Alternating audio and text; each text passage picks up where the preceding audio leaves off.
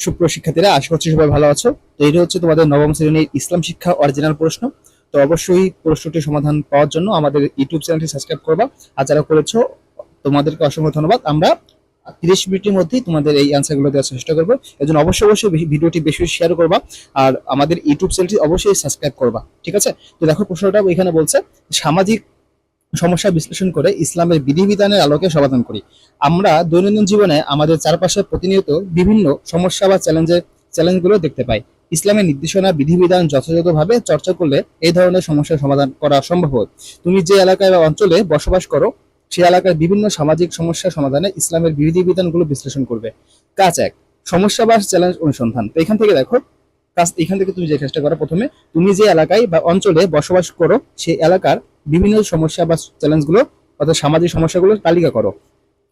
এরপর তোমার একজন সহপাঠীর কাছ থেকে জেনে নাও যে সে কি কি সমস্যা বা চ্যালেঞ্জ গুলো পেলো, এবং নমুনা ছক, এখান থেকে নমুনা ছকটা তোমাদের দিতে হবে যে তুমি যা যা খুঁজে পেলা আর এখানে তোমার বন্ধু যা যা খুঁজে পেলো। কাজ 2, সমাধানযোগ্য সমস্যা নির্বাচন ও পরিকল্পনা প্রণয়ন। তো তোমরা এলাকার বিভিন্ন সামাজিক সমস্যা খুঁজে পেয়েছো, এবার 4 জন সহপাঠী আলোচনা করে কাজ 1 এই তালিকা হতে একটি সমস্যা নির্বাচন করো যে সমস্যাটি সমাধান করে তোমাদের পক্ষে সম্ভবত সমস্যাটি নির্বাচন পক্ষে এককভাবে তোমার যুক্তি তুলে ধরো। এখানে এই যে সমস্যাগুলোর নাম বলবা, ঠিক আছে?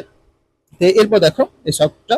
তো এরপর তোমরা 4 জন সহপাঠী আলোচনা করে নির্বাচিত সমস্যাটি কিভাবে সমাধান করা যেতে পারে তার একটি পরিকল্পনা তৈরি করতে হবে। 1 নম্বর, নির্বাচিত সমস্যা বা চ্যালেঞ্জের নাম, সমস্যা বা চ্যালেঞ্জটি সমাধানের উদ্দেশ্য, সময় অর্থাৎ 3 মাস, কার কার সহায়তা প্রয়োজন, স্ব দায়িত্ব বন্টন, ইসলামের বিধিবিধান ও নির্দেশনার শরীরচর্চা, চর্চা শরীর হবে না, চর্চা বা প্রয়োগ, এবং নৈতিক ও মানবিক। তো এরপর তোমাদের কাজ 3 যেটা করতে হবে, দেখো প্রতিবেদন লিখি। তোমার বিদ্যালয় বা এলাকার একটি ইতিবাচক উদ্যোগ চিহ্নিত করো। ইসলামের নির্দেশনা বিধিবিধান ও রীতিনীতি ইত্যাদির আলোকে ইতিবাচক উদ্যোগটি স্বরূপ, উদ্যোগ গ্রহণের কারণ ও ফলাফল বিশ্লেষণ করে একটি প্রতিবেদন লেখো। এরপর সুপ্রিয় শিক্ষার্থীদের 4 নম্বরে ইসলামের বিধিবিধান দৈনন্দিন জীবন এর অনুশীলন করো। তো এখানে যেটা দিছে দেখো, ফার্স্ট অফ অল আমি একটু এটাকে করি।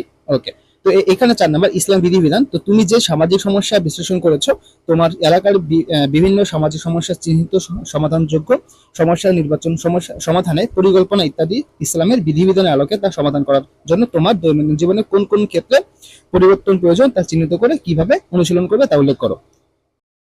সুপ্রিয় শিক্ষার্থীরা, তো বাকিটা হচ্ছে আমরা পরবর্তী ভিডিওতে তোমাদের অ্যান্সারটি দিয়ে দেবো। তো আপাতত তোমরা নিজেরা অ্যান্সার করার চেষ্টা করো। তো আমরা খুব শীঘ্রই তোমাদের সাথে দেখা হচ্ছে।